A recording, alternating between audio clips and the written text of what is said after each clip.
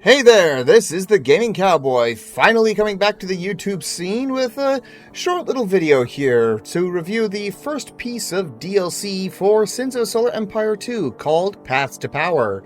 Just as a quick heads up, this type of video is not going to be replacing anything. The normal Cowboy reviews will still happen, as will the other pieces of content I already create. This is just for pieces of gaming content that I want to talk about, but don't really have a lot of content in them, really, to make a fully fledged video. So, without further ado, let us continue. Sins of a Solar Empire 2 is already one of my favorite games to come out in recent times. Heck, it is so far the only game on my review list, which I'll admit is very, very small, that has gotten a perfect score, and that was at its time of release, and now it's just even better now. And with the release of its first DLC, alongside that came a free update called Total Subjugation. Let's start with the DLC first. The best way to describe Paths to Power for me is, it's a good start. It's a nice little piece of content that adds on to an already fun game, but does have enough downsides to hold it back. What Paths to Power brings to the player are 10 nice little scenario-type games, which are just like variations of the normal Sins games you play.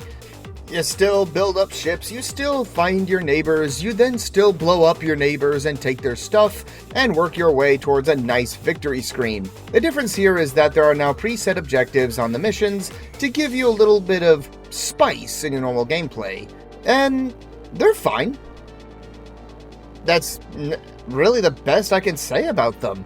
They are fun, they do their job, and you can move on. The problems with the DLC come with the fact that, first off, if you were hoping to play this DLC's content with friends, then I got bad news for you. Yeah, the scenarios are single player only as far as I can tell, and if I am incorrect, please let me know because I've not been able to find them in multiplayer, but yeah, it seems that you can only do these solo, which does kinda suck, admittedly, mainly due to the fact that the co-op experience in this game is absolutely phenomenal. Another downside is the fact that the already present problem of the AI art in this game is made even worse, because now each mission has a little animation in front of it to give you a little taste of what to do.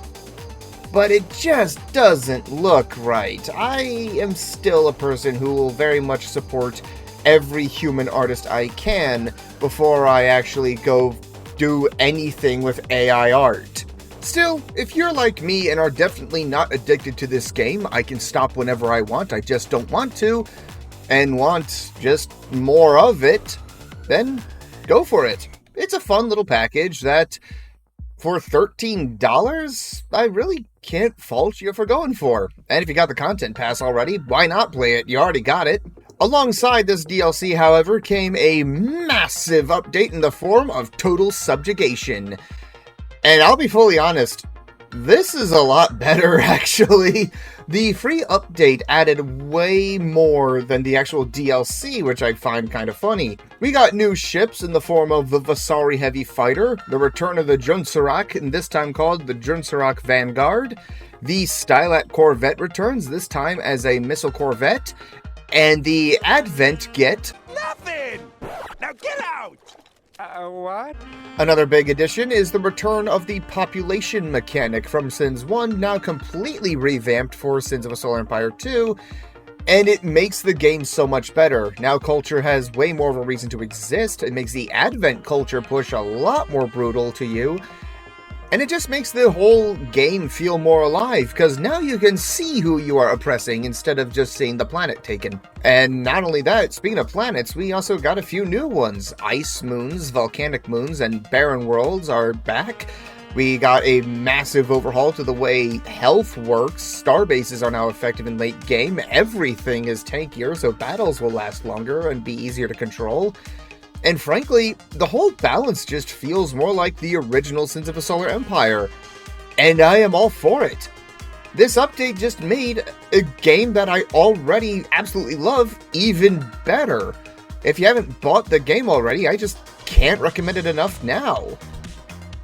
To wrap this all up, if I had to give a rating, the DLC I kind of bounced around a little bit with, but I'm going to settle on a nice 7.5 out of 10.